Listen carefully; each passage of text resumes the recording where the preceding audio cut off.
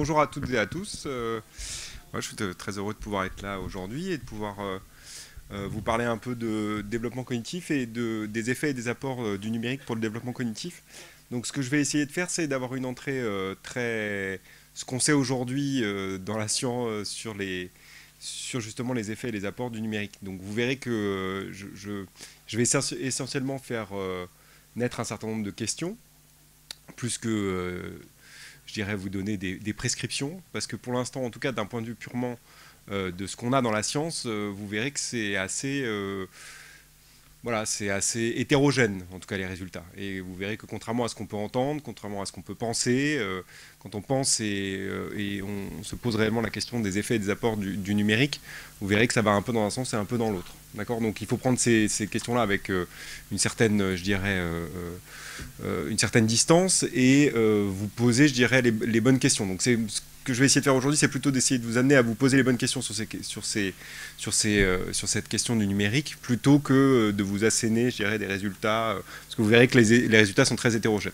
Voilà, donc c'est un peu, je veux dire en préambule, de vous dire que, encore une fois, moi je suis pas là pour... je pense qu'il y a une question de santé publique, et que je laisse ça, je dirais, aux politiques, c'est pas ce que je vais faire aujourd'hui. Aujourd'hui, je vais vous dire, bah voilà, qu'est-ce qu'on peut dire en psychologie du développement et en neurosciences sur les effets du numérique sur le développement cognitif et socio-émotionnel de l'enfant et de l'adolescent. Voilà, donc je préfère le dire en préambule. Et comment on peut l'utiliser, je dirais, dans une démarche pédagogique. C'est-à-dire qu'est-ce qu'on peut faire avec le numérique pour aider à certains apprentissages fondamentaux. Je commence toujours par la fin de mes conférences, alors pour plusieurs raisons. Alors je suis désolé, c'est écrit un peu petit, j'ai peur que tout au fond vous ne voyez pas tout. Mais donc ne vous inquiétez pas, je vais lire ce que j'ai écrit. Mais l'idée, c'est que je commence par la fin parce que vous n'êtes pas sans savoir qu'on a des capacités attentionnelles limitées. Généralement, autour du numérique, il y a toute une question autour des capacités attentionnelles, notamment de l'enfant et de l'adolescent surexposés aux écrans. Mais bien que nous soyons aussi, comme nous sommes aussi surexposés aux écrans, on a une problématique particulière qui est qu'on a du mal à rester attentif sur des longues périodes de temps. Vous savez que en fait, nos capacités attentionnelles, c'est pas... elles ne se comptent pas en dizaines de minutes, elles se comptent en quelques minutes. C'est-à-dire que dès quelques minutes, notre capacité attentionnelle commence à diminuer. Et vous savez que généralement, au bout de 20 minutes, c'est là où on a le déclin le plus marqué. Donc il y a une espèce d'incohérence entre le temps classe. On pense les temps classe par quasiment heure, alors que les capacités attentionnelles du cerveau de vos élèves, d'une certaine manière, ils restent attentifs pendant une période de temps plus courte. D'autant qu'il y a un rapport direct entre vos capacités attentionnelles et ce que vous allez retenir de ce que je vais vous dire. Donc j'essaie de capitaliser en fait sur vos ressources attentionnelles. Là.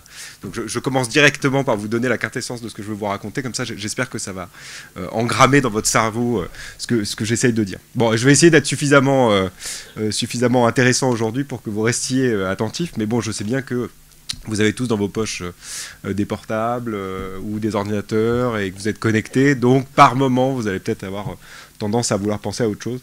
Donc je vais essayer de vous refocaliser votre attention.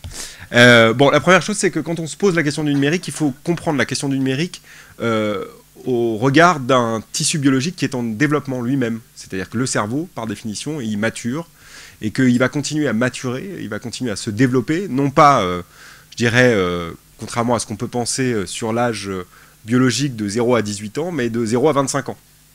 Donc quand on se pose la question du numérique, quand on se pose la question des effets du numérique sur le... C'est bien cet effet thromboscopique. Pas de souci, il n'y a pas de problème. Donc il faut se poser la question du numérique dans un contexte particulier, c'est-à-dire dans le contexte d'un tissu biologique qui est lui-même en développement.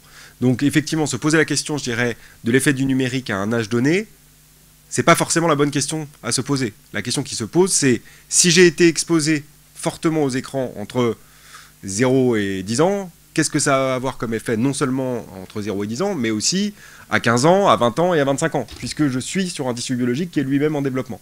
Voilà, et que contrairement à ce qu'on peut penser, il y a une espèce de paradoxe là, où on donne une carte d'identité à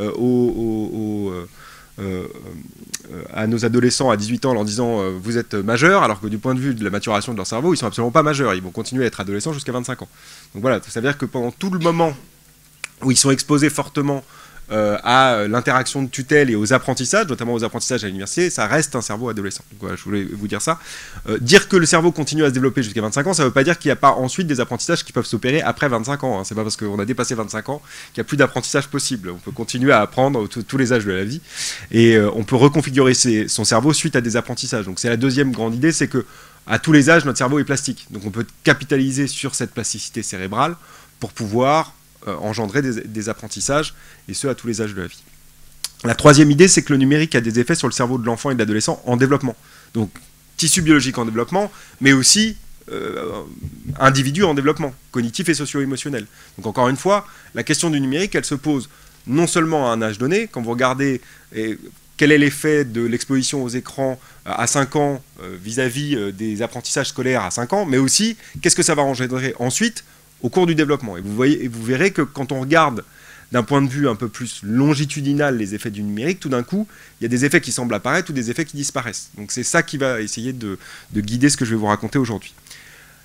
La quatrième idée importante, c'est que, indépendamment de l'effet du numérique sur le cerveau, il faut se poser la question de comment on peut utiliser le numérique intelligemment, et notamment dans les classes. Parce que le numérique a, je dirais, cet effet positif de pouvoir faire de la différenciation pédagogique. Et que donc, il faut aussi se poser la question de comment on peut utiliser le numérique dans la classe pour des interventions pédagogiques ciblées, et qu'est-ce qui marche et qu'est-ce qui ne marche pas. Parce que vous verrez que parfois ça semble fonctionner dans certains apprentissages fondamentaux, et des fois ça semble pas fonctionner dans d'autres apprentissages fondamentaux, et parfois ça semble fonctionner dans une langue, et quand on le transfère dans une autre langue, ça ne fonctionne plus. Donc je vais essayer de vous montrer ça, et je vais essayer de vous montrer les apports et les limites aussi de ces apprentissages ciblés. Et puis la dernière idée, c'est je vais essayer de vous présenter ce qu'on fait sur la plateforme numérique Léa.fr, qui est une plateforme pédagogique portée par Nathan, dans lequel on utilise le numérique cette fois-ci pour faire de la recherche participative et de la recherche collaborative. Donc l'idée, c'est aussi, évidemment, le numérique, ça peut être je dirais, un outil pour aider aux apprentissages scolaires fondamentaux, mais ça peut être aussi un outil pour construire des pédagogies innovantes ou de co-construire des pédagogies innovantes avec les professeurs en pouvant, d'une certaine manière, changer l'échelle. C'est-à-dire que tout d'un coup, au lieu de travailler avec des réseaux de 5 ou 10 classes, on va pouvoir travailler avec des réseaux de 250 ou 300 classes. Et donc ça permet effectivement de rapprocher les chercheurs dans leur laboratoire du terrain. Donc je vais essayer de vous expliquer tout ça. Bon, alors ça c'était mon discours très officiel sur pourquoi je commence par la fin.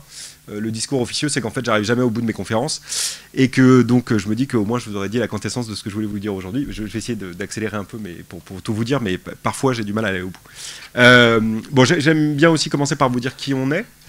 Parce que vous avez beaucoup de gens qui parlent sur le numérique en ce moment, avec des degrés, je dirais, de légitimité diverses pour en parler, notamment sur l'effet du numérique sur le cerveau. Donc je vous dis qui on est. Donc on est un laboratoire du CNRS, du Centre National de la Recherche Scientifique, qui a la particularité d'être un laboratoire historique, puisque ça a été un laboratoire de psychologie scientifique ces 125 dernières années. Donc il y a toujours eu un laboratoire de recherche de psychologie en psychologie à la Sorbonne. Et ce laboratoire, il a la particularité d'être dans l'aile du rectorat de la Sorbonne. C'est-à-dire qu'il est au-dessus du palais académique à la Sorbonne. Et c'est aussi pour ça que vous verrez qu'on a des relations assez fécondes et qui remontent dans le temps entre les rectorats et ce laboratoire. Alors la particularité, c'est que c'est le laboratoire où Alfred Binet, ça doit vous dire quelque chose a priori, Alfred Binet a développé les premières échelles d'intelligence, ou en tout cas c'est là où il a développé les premiers outils objectifs pour identifier dans les classes les enfants qui répondaient mal à la pédagogie générale. C'était la commande publique, mais on oublie le deuxième morceau de la commande publique. Le deuxième morceau de la commande publique faite à Alfred Binet, c'était pour leur proposer des pédagogies alternatives.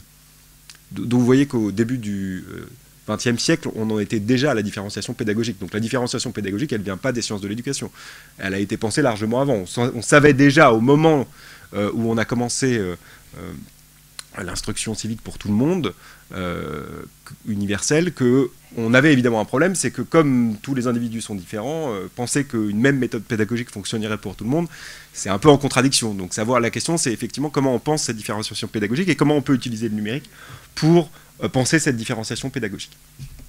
Bon, la particularité de notre laboratoire, c'est de faire de l'imagerie cérébrale chez l'enfant et l'adolescent, de façon routinière, c'est-à-dire que chaque semaine, il y a entre 5 et 10 enfants qui viennent au laboratoire faire de l'imagerie par résonance magnétique. Donc c'est cette grosse machine que vous voyez à droite là, sur l'écran. Donc c'est une machine qui nous permet de regarder en temps réel l'activité du cerveau quand l'enfant est en train de résoudre une tâche. Est-ce que certains d'entre vous ont déjà fait une IRM de leur cerveau? Oui, si levez n'ayez pas peur. Est-ce que dans le cadre de cette IRM, vous avez eu une injection d'un traceur? Oui, pour certains d'entre vous. Donc, pour une procédure médicale, on fait une injection d'un traceur par moment pour voir notamment la vascularisation. Quand on fait de l'IRM chez l'enfant et l'adolescent, il n'y a évidemment pas d'injection de traceur. C'est une technique non invasive. Et c'est parce qu'elle est non invasive qu'on peut la répéter dans le temps. Et vous verrez qu'on utilise notamment l'IRM pour se poser la question de savoir quels sont les effets du numérique sur le cerveau en développement. Et on peut le faire parce que c'est une technique non invasive, donc on peut répéter les observations dans le temps. Évidemment, si c'était une technique invasive, on ne pourrait pas le faire. L'IRM, ça ne fonctionne pas du tout comme une radio. Ça ne fonctionne pas comme un scanner. Il n'y a pas de rayonnement dans une IRM. Donc on peut répéter les observations dans le temps. D'accord ? Ça ne marche pas du tout comme une caméra. Ça a les mêmes contraintes qu'une caméra. C'est vrai que si vous bougez beaucoup, vous voyez une image, l'image ne sera pas bonne. Mais par contre, ça ne fonctionne pas de la même manière. Okay ? Ça fonctionne sur les propriétés électromagnétiques des tissus humains. Voilà, pour faire simple. Même si c'est compliqué. Et la question qu'on se pose dans notre laboratoire, c'est comment le cerveau de l'enfant et de l'adolescent bouge, travaille, apprend. Donc vous voyez que ce n'est pas très très loin des questions que peuvent se poser les professeurs dans une classe. C'est-à-dire que finalement, vous enlevez cerveau si ça vous choque de parler de cerveau, mais globalement, ce qui nous pose comme la question qu'on se pose dans le labo, c'est de se dire, ben, voilà, finalement, comment l'enfant va se développer et comment il va développer son cerveau et comment il va acquérir des nouvelles compétences. Alors ça, c'est dit avec les mots... de la vie de tous les jours, dit de façon un peu plus scientifique, on s'intéresse à la maturation cérébrale, qui est le programme génétique qui permet à un cerveau de passer d'une structuration d'un cerveau d'enfant à une structuration d'un cerveau d'adulte. On va parler de plasticité, c'est-à-dire comment le cerveau va se reconfigurer suite à l'exposition à l'environnement. Donc l'environnement, ça peut être par exemple l'exposition aux écrans, mais ça peut être aussi l'environnement de la classe. Comment donc ce cerveau va se transformer suite à des apprentissages ou suite à une exposition forte à certaines... stimulation dans l'environnement. Et puis, la dernière chose qui nous intéresse au laboratoire, c'est la vicariance. La vicariance, c'est un mot très compliqué pour dire quelque chose de très simple que vous avez déjà observé. C'est-à-dire que quand vous donnez un problème à un grand nombre de personnes, vous voyez bien que tout le monde n'utilise pas la même stratégie pour trouver la solution. Bon, ben ça, c'est la vicariance. En gros, c'est les différences interindividuelles. On a chacun des stratégies un peu particulières pour arriver à la résolution d'un problème. Je dirais que tout va bien quand tous les chemins mènent à Rome, sauf que parfois, tous les chemins ne mènent pas à la même solution. Et qu'à ce moment-là, votre cerveau doit être flexible. Il doit être en capacité de changer de stratégie. Et toute la question qu'on se pose au laboratoire, c'est comment on amène l'enfant, comment on amène l'élève à changer de stratégie, notamment dans des situations où il se trompe de façon systématique. Donc, alors je vous dis tout ça, j'y reviendrai plutôt à la fin de la conférence, mais vous verrez qu'on essaye aussi d'utiliser le numérique pour renforcer ce type de compétences, c'est-à-dire des compétences qui ne sont pas spécifiques à un apprentissage en particulier, mais qui sont transversales à tous les apprentissages. D'accord, que ce soit les apprentissages scolaires ou les apprentissages dans la vie de tous les jours. Quand on se pose la question de l'effet du numérique sur le développement cognitif de l'enfant et de l'adolescent, il faut le comprendre, c'est ce que je vous disais tout à l'heure, dans un système ou dans un individu qui est lui-même en train de se développer. C'est-à-dire que ce n'est pas anodin, d'une certaine manière, de se poser la question du numérique, parce que il se passe, quand on se pose la question du numérique chez l'enfant et chez l'adolescent, on se pose sur un être qui est en développement en lui-même. Et la problématique, c'est que pour la majorité d'entre vous, dans les écoles normales, dans les IUFM, dans les SP, dans les INSP, je crois, ça va être la nouvelle appellation, ce qu'on vous a essentiellement enseigné, c'est un modèle du développement qui est hérité de Jean Piaget. Jean Piaget, je pense que ça parle à peu près à tout le monde, c'est le grand psychologue du développement, et qui a théorisé le développement cognitif par grands stades cumulatifs. Vous savez, des opérations sensorimotrices, chez le bébé en gros, qui est un être essentiellement sensorimoteur, au stade des opérations formelles, c'est-à-dire à partir de 15 ans, on est devenu un être rationnel, on ne fait plus d'erreurs de raisonnement. Ça, c'est le modèle piagétien. Bon, ça, en gros, c'est ce qu'on vous enseigne, c'est ce qu'on continue à enseigner dans les SP. Bon, bah, le modèle piagétien, on l'a abandonné dans les laboratoires de psychologie de développement il y a à peu près 60 ans. Donc on a 60 ans d'écart à peu près entre votre formalisation du développement cognitif et la façon dont nous, on pense le développement cognitif dans les laboratoires de psychologie. Alors, le biais, il est normal, hein, le biais, il est partagé par tout le monde. Le biais qu'on a, c'est un biais qui est dû au fait que comme l'âge est un système chronologique, on pense le développement de façon très linéaire et cumulative. Sauf que ce n'est absolument pas ce qu'on observe. Alors, ce qu'on observe, c'est que contrairement à ce que pensait Piaget, par exemple, le bébé a beaucoup plus de compétences. C'est-à-dire que notamment, il a des compétences implicites sur la façon dont les objets physiques vont se comporter. Par exemple, il comprend très rapidement les principes de solidité des objets, il comprend les principes de continuité des déplacements des objets dans l'espace. Il est capable de faire des opérations arithmétiques de type 5 plus 5 égale 10. il est capable de faire des statistiques bayésiennes. Ça c'est pas tout à fait en adéquation avec le modèle piagétien. Hein. Chez Piaget, je vous rappelle que le bébé, il faut qu'il attende à peu près 1 an pour comprendre que quand on cache cet objet à sa vue, donc si je prends, là c'est tous OK pour vous, si je prends la bouteille et que je la mets sous la table, vous êtes tous d'accord qu'elle continue d'exister pour vous? Oui. Bon, ben pour le bébé, il faudra attendre 1 an. Ça, c'était dans le modèle piagétien. Bon, autant vous dire que, effectivement, tout ce qu'on a découvert sur la psychologie du bébé, on s'est rendu compte qu'en fait, ils ont beaucoup plus de compétences qu'on ne le pensait. Donc ça, c'est un premier problème avec le modèle piagétien. Et puis le deuxième problème, c'est que quand on regarde au bout du développement, ça ne vous a pas échappé que même si nous sommes des êtres rationnels, ça nous arrive encore de faire des erreurs de raisonnement, même dans des situations relativement simples. Bon, ça, c'est pas possible hein, chez Piaget. Hein. Je vous rappelle que chez Piaget, quand vous êtes au stade des opérations formelles, vous ne faites plus d'erreurs de raisonnement. On ne revient pas en arrière chez Piaget. Hein. C'est un modèle en escalier, mais on monte l'escalier. On ne revient jamais à une marche antérieure. Bon, ben, quand un modèle en science ne fonctionne plus ni au début ni à la fin du processus, ben, on change le modèle. Donc il y a 60 ans, on a changé les modèles. Et donc le modèle du développement, c'est des modèles qu'on utilise qui sont effectivement beaucoup plus complexes, mais qui sont beaucoup plus en phase avec la réalité de la classe. C'est des modèles qui sont très dynamiques et non linéaires. Dans lequel, et vous voyez bien, chez les enfants, on voit bien que les enfants, à des moments, ils progressent de façon fulgurante, puis on a l'impression qu'il y a des moments de stagnation, et puis même parfois de régression, et puis après, là, le développement reprend sa marche en avant. Et donc, pour comprendre l'effet du numérique, il faut aussi le comprendre dans un système qui est lui-même dynamique et non linéaire. D'accord ?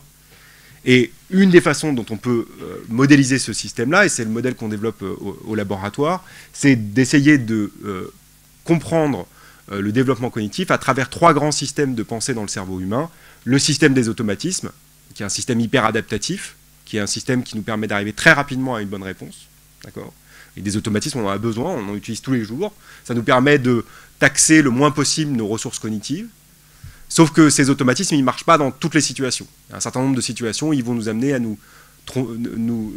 à des erreurs de façon systématique. Et puis, de l'autre côté du processus, vous avez le système des règles logiques, en gros les règles qu'on enseigne à l'école. Si vous les utilisez de la bonne façon, si vous déclinez toutes les sous-étapes de la règle, a priori, vous trouvez toujours la bonne réponse. Et donc, il y a un dernier système dans le cerveau humain, qui est un système d'arbitrage, on appelle le système de résistance aux automatismes, qui permet au cas par cas de déterminer quand est-ce que je peux utiliser un automatisme et quand est-ce que je peux utiliser une règle logique. Et vous allez voir que c'est vrai pour le développement cognitif, mais c'est vrai aussi pour un certain nombre d'apprentissages fondamentaux à l'école.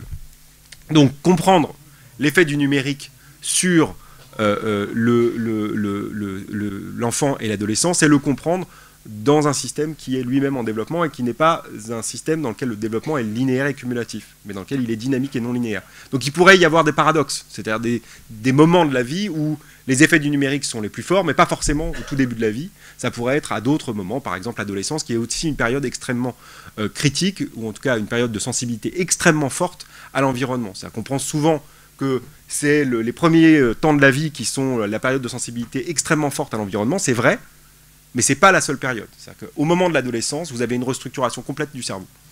Alors, il était structuré d'une certaine façon à la fin de l'enfance, tout d'un coup à l'adolescence, comme elle commence de plus en plus tôt, vers 10-12 ans, tout d'un coup, tout va se retransformer dans le cerveau de l'adolescent.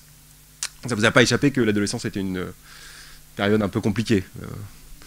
Pour ceux qui travaillent avec les adolescents, ça ne vous a pas échappé.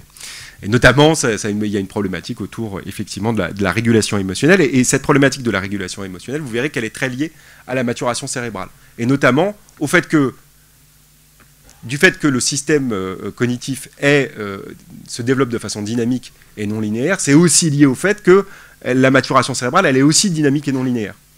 Pendant très longtemps, on a pensé que la maturation cérébrale, c'était un peu comme l'âge.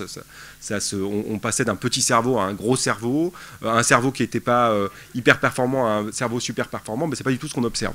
C'est-à-dire qu'en fait, on se rend compte ici aussi que la maturation cérébrale, elle est extrêmement dynamique et non linéaire. Et elle s'opère à différents rythmes dans différentes régions cérébrales. Donc en plus, elle est totalement asynchrone dans le cerveau.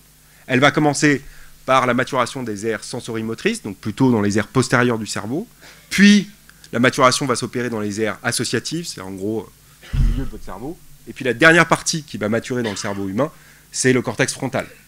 Alors pas de chance, le cortex frontal, c'est toutes les fonctions de haut niveau. C'est toutes les fonctions qu'on entraîne à l'école. C'est-à-dire langage, Mémoire de travail, vous avez peut-être entendu, c'est cette mémoire qu'on utilise, c'est l'atelier du cerveau en gros. C'est cette mémoire qu'on va utiliser dans le cadre de la résolution d'un problème. C'est-à-dire, j'active un certain nombre d'informations et je vais manipuler ces informations pour trouver la solution du problème. Mais c'est aussi toutes les fonctions de contrôle émotionnel et de contrôle cognitif, elles sont portées par le cortex frontal. Et ça, ce cortex frontal, il va continuer à maturer jusqu'à 25 ans.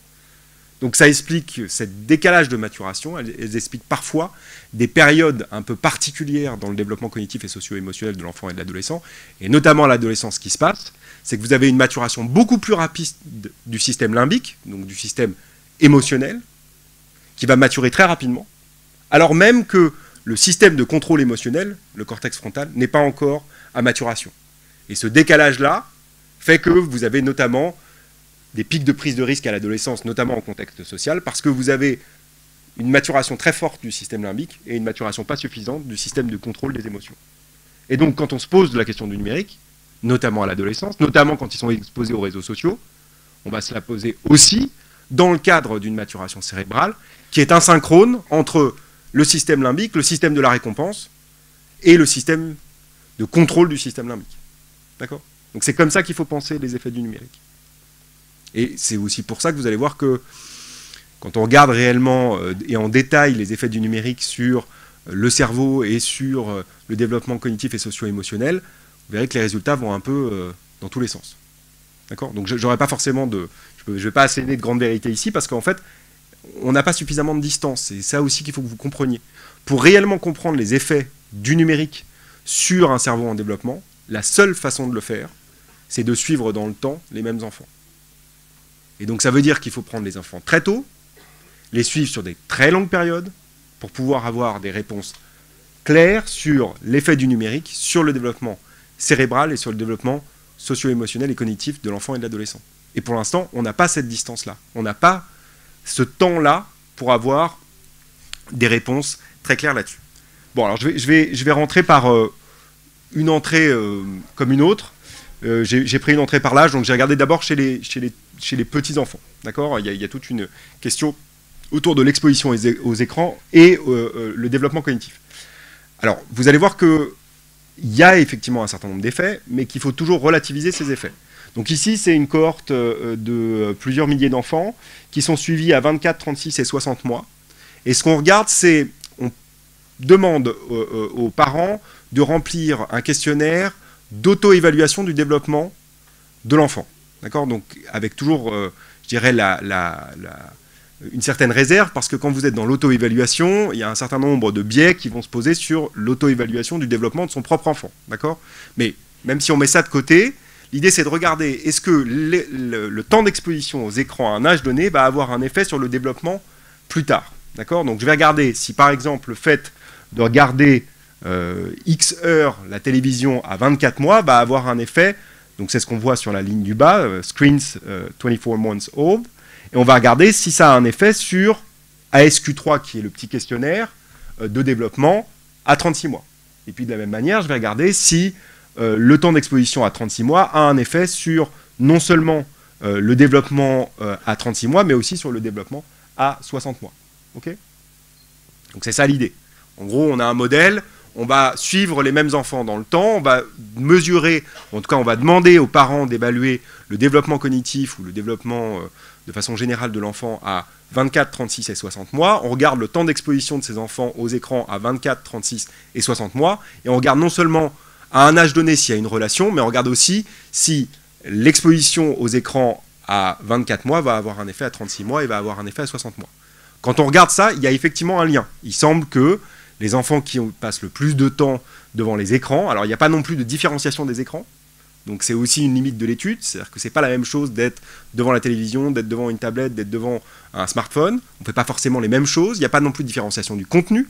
Ici, l'idée c'est de dire peut-être qu'il y a quand même un effet sur le temps d'exposition aux écrans et le développement cognitif. Alors là, ici, la corrélation est négative, c'est-à-dire que plus vous passez de temps, moins le développement est important, d'accord ? Et notamment, il le trouve entre 24 et 36 mois, et 36 mois et 60 mois. Okay ? Et ils ont regardé si la corrélation n'était pas inverse, si c'était pas parce qu'il y avait un développement cognitif qui était moins abouti que les enfants passaient plus de temps devant la télévision. Là, dans cette étude-là, en tout cas, ça ne semble pas être le cas.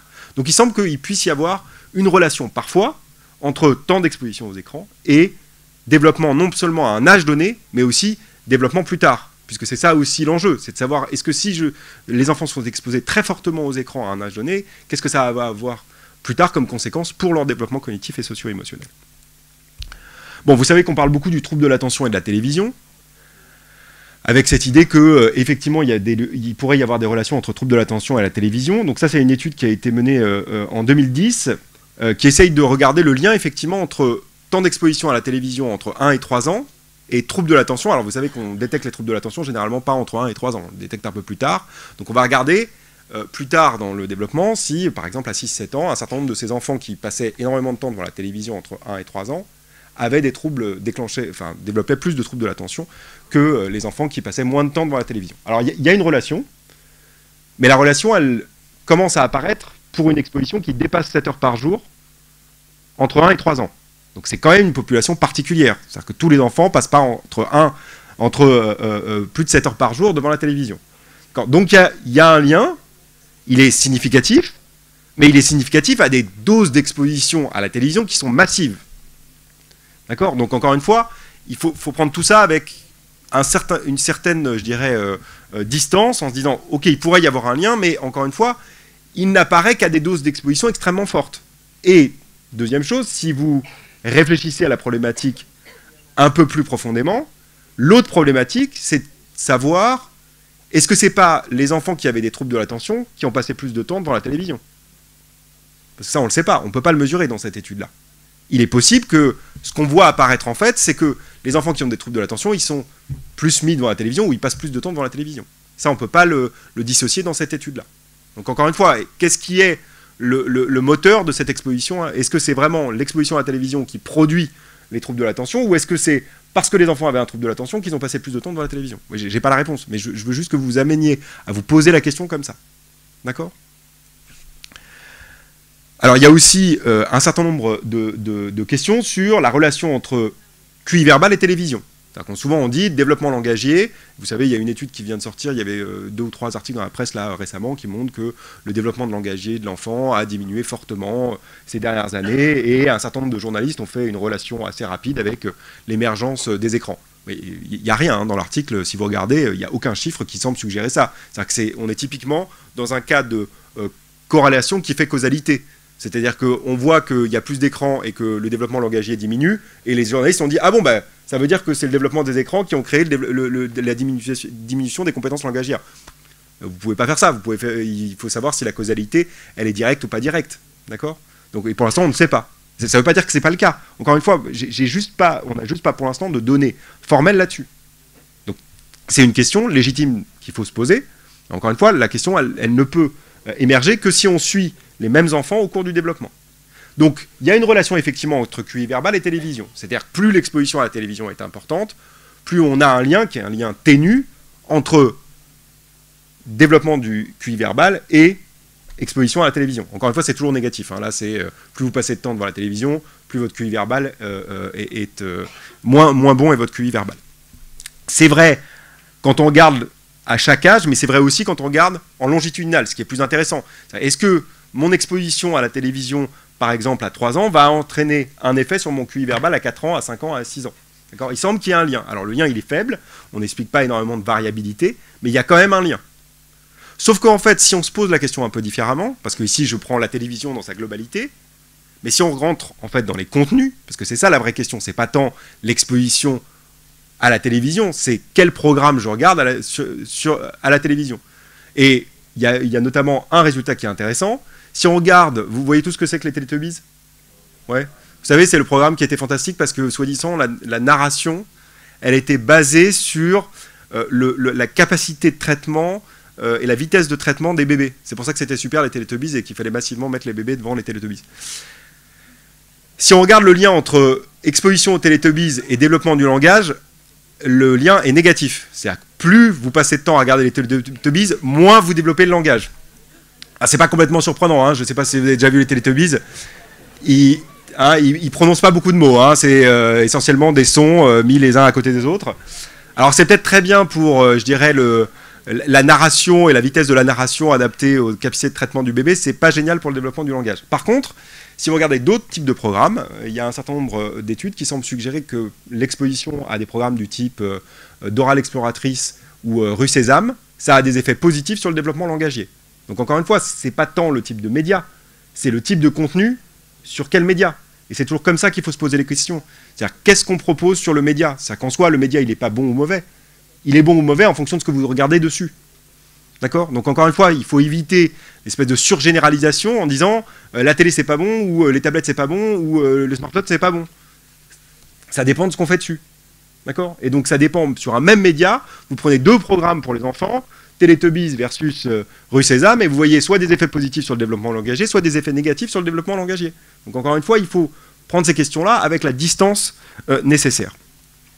Alors je voulais juste vous montrer ce que ça peut donner en termes de... quand on regarde sur l'imagerie cérébrale, ici c'est une imagerie cérébrale, c'est pas tant en temps réel quand le cerveau est en train de fonctionner, en train de résoudre une tâche, c'est on prend en gros l'anatomie cérébrale. Donc on a fait une image de l'anatomie cérébrale et on va regarder le volume de certaines aires cérébrales. Et on va regarder le lien entre le nombre d'heures devant la télévision et le volume cérébral. Si on regarde de façon transversale, c'est-à-dire que si on regarde chez les enfants de 4 ans le temps passé devant la télévision et le volume cérébral, on voit qu'il y a un lien. Et que ce lien, il est essentiellement dans les parties postérieures du cerveau, et puis un tout petit peu dans la partie préfrontale. Donc je vous ai dit, c'est quand même un peu embêtant, parce que la partie préfrontale, c'est quand même là où il y a toutes nos fonctions de haut niveau. Mais je dirais que ça nous dit qu'il y a un lien, mais qu'il n'est pas, c'est pas massif.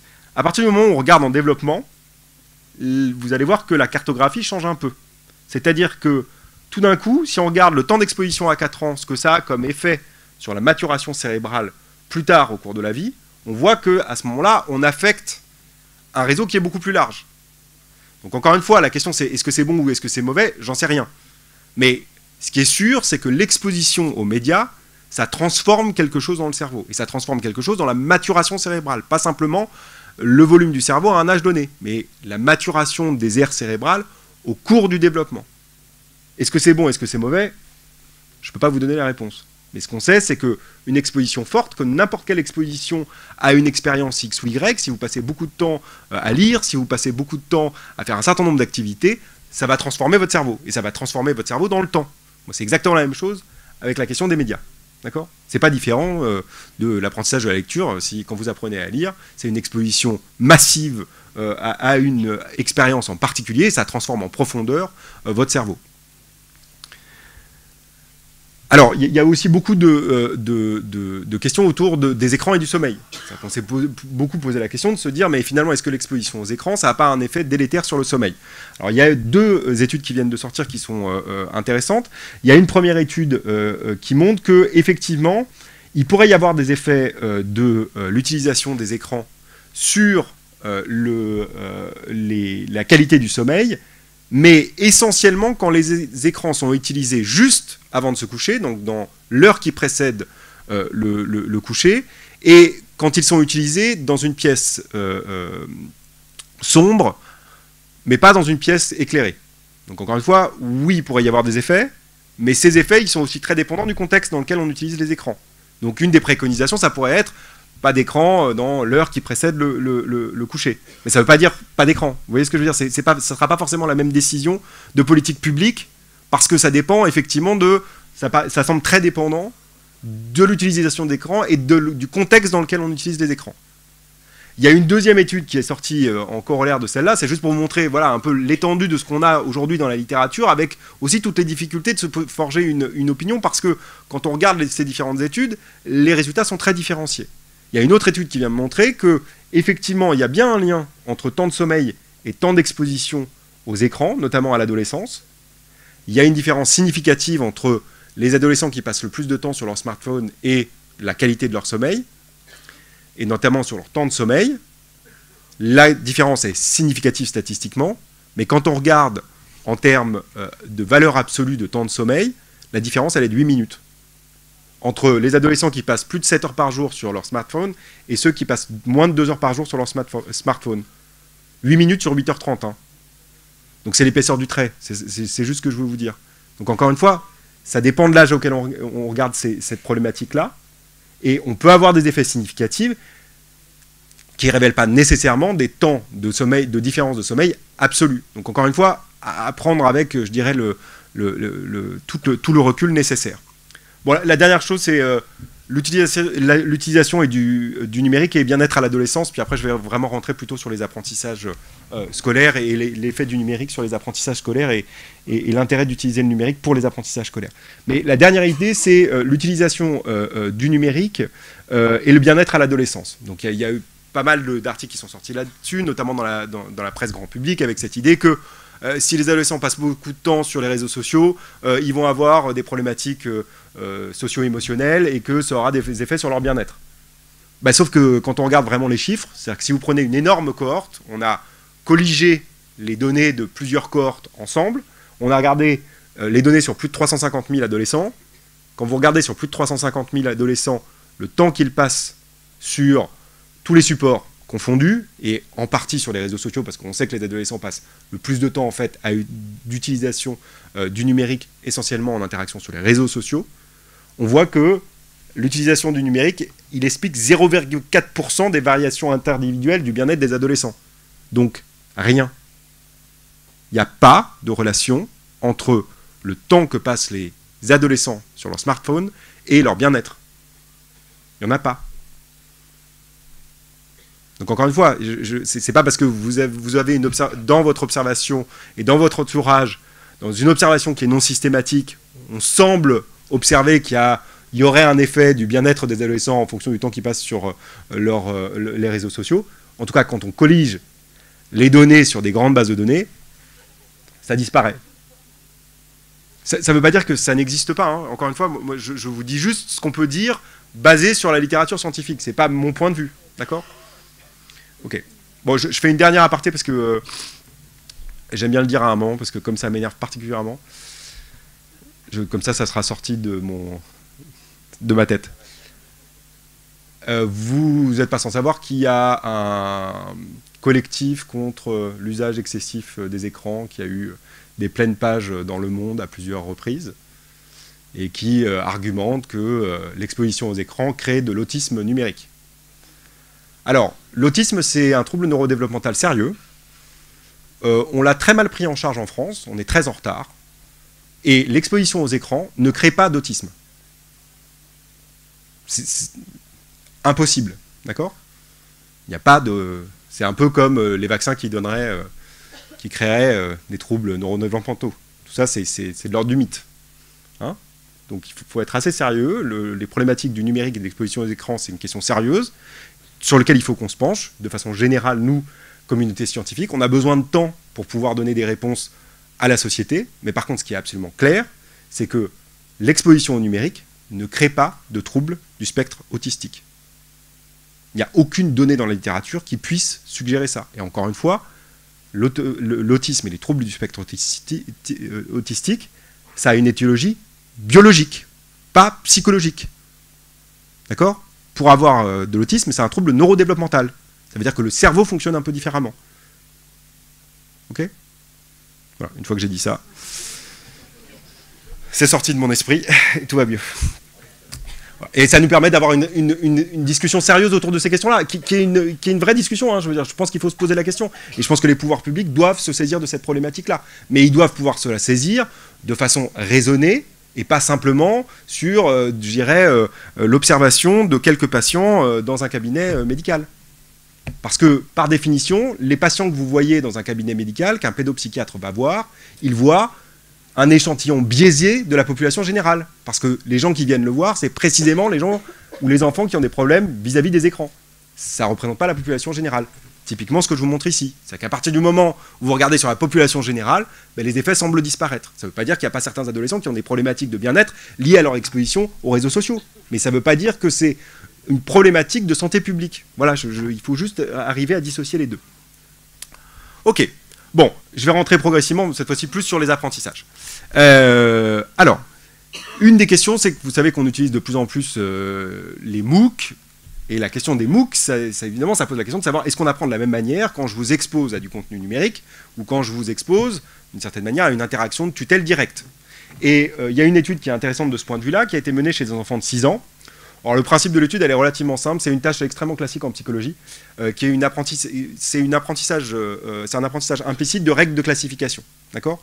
Donc on va demander à l'enfant de comprendre quelle est la règle de classification qui prévaut et qu'on va lui montrer. Et donc, c'est fait dans deux situations. Soit la personne est directement en face de l'enfant, soit on a filmé la personne qui fait exactement la même chose. Et le principe est le suivant, la règle de classification, c'est une règle de catégorisation. Donc soit on catégorise les objets sur la base de la couleur, et l'enfant doit comprendre qu'il faut mettre le mug orange sur l'étoile orange, soit à un moment, on va changer la règle de classification, et on va mettre le mug sur le mug. Okay, donc il y a deux types de règles qu'on peut utiliser, soit mettre le mug orange sur l'étoile orange, soit le mug sur le mug. Okay, donc c'est une catégorisation basée sur la couleur, ou soit sur l'identité de l'objet. D'accord ? Donc c'est ce qu'on veut que l'enfant comprenne, apprenne. D'accord ? Et donc, cet apprentissage, il se fait soit en présentiel, soit en distanciel, pour faire simple. Bon, en gros, quand on regarde la capacité de l'enfant d'apprendre ces règles de catégorisation, il n'y a aucune différence. Strictement, on aboutit strictement au même apprentissage chez l'enfant et chez l'adulte, que ce soit en présentiel ou en distanciel. Donc on pourrait se dire, bah, finalement, ça règle un peu le problème. C'est-à-dire qu'on peut utiliser le distanciel comme un mode d'apprentissage et ça n'a pas de différence sur les acquisitions de l'enfant. Sauf que quand on commence à se regarder un peu plus en détail, et qu'on se pose la question de se dire, mais finalement, est-ce que dans le cerveau de l'enfant, la réponse est strictement identique que dans le cerveau de l'adulte au fait d'être en présentiel ou en distanciel, tout d'un coup, on voit que c'est pas exactement pareil chez l'enfant et chez l'adulte. Typiquement, si je fais ça, dans votre cerveau, automatiquement s'active votre cortex moteur. Et c'est ce qu'on appelle, vous savez, les neurones miroirs. Donc en gros, on a des neurones dans le cerveau qui, alors même que vous n'êtes pas en train de faire ce mouvement-là, va s'activer en réaction au fait que je fasse ce mouvement-là. L'observation simple de mon bras qui fait ça active dans votre cerveau une zone homologue liée à la motricité du bras. Et c'est ce qu'on appelle le réseau des neurones miroirs, et ce qui nous permet notamment de faire de l'imitation et de l'imitation différée. Et vous savez que l'imitation et l'imitation différée, c'est un processus extrêmement important des apprentissages. C'est-à-dire que souvent, quand on apprend par imitation. Alors d'abord, dans un premier temps, en imitation immédiate, et puis après, imitation différée. Ce qu'on voit, c'est que quand les enfants apprennent en présentiel, on a l'activation de ce réseau des neurones miroirs.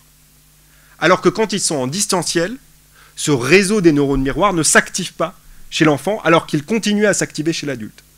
Donc encore une fois, l'idée, c'est pas tant de dire que quand on regarde au niveau comportemental, ils apprennent de la même manière, mais la question qu'il faut se poser, c'est toujours en développement. Le fait de ne pas avoir sollicité les neurones miroirs en utilisant massivement le distanciel à un âge donné, est-ce que ça ne va pas avoir ensuite des effets sur les apprentissages ultérieurs ? J'ai pas la réponse.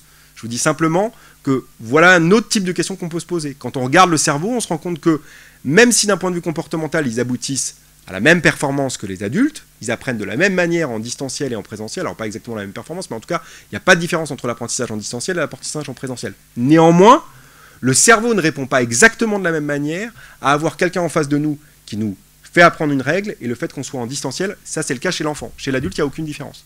Chez l'adulte, dans tous les cas, il active son réseau des neurones miroirs. Mais l'adulte, quand on prend l'adulte, en tout cas de nos générations, généralement, il a appris essentiellement en présentiel, et très peu en distanciel. Donc ça pose une question. Est-ce qu'on peut utiliser le distanciel, et à quel âge on peut commencer à l'utiliser, sans qu'on ait notamment d'effets à un âge donné, mais aussi plus tard dans le développement.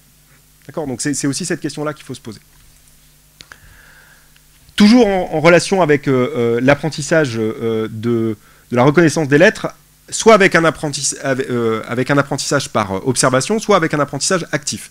Et vous savez, c'est toute cette question, vous savez que les pays nordiques, pendant un temps, avaient instauré essentiellement l'apprentissage de l'écrit par le clavier, et qu'ils sont en train d'y revenir, c'est-à-dire qu'ils sont en train de revenir à la graphie, parce qu'ils se rendent compte que finalement, apprendre la graphie des lettres, c'est extrêmement important pour la reconnaissance visuelle des lettres. C'est-à-dire qu'en fait, ce que montre ce petit diagramme, c'est que quand vous apprenez les lettres simplement par observation visuelle, vous êtes moins bon pour reconnaître ces lettres que quand vous avez appris la graphie de chacune de ces lettres. Parce qu'en fait, quand on voit une lettre, s'active en parallèle le réseau moteur qui produit la graphie de cette lettre-là. Et ça, c'est une aide à la reconnaissance visuelle. Donc parfois, apprendre à écrire, ça nous aide, enfin c'est pas parfois, apprendre à écrire, ça nous aide à reconnaître les lettres. Donc encore une fois, cortex moteur, implication de la motricité pour les apprentissages. Alors, on le sait depuis longtemps, mais on peut maintenant l'objectiver en utilisant ce type d'approche de neurosciences cognitives.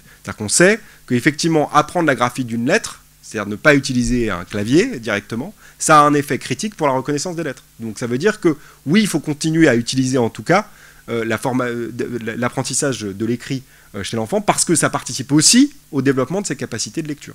D'accord ? Donc on ne peut pas aujourd'hui dire la préconisation, c'est d'utiliser un clavier pour tout le monde. D'accord ? D'ailleurs, on voit bien qu'on y est revenu dans un certain nombre de pays. Alors, une fois que je vous ai dit ça, mais néanmoins, est-ce qu'on ne peut pas utiliser la tablette pour apprendre à écrire ? C'est une vraie question. Il y a un certain nombre d'études qui ont été faites sur cette question-là.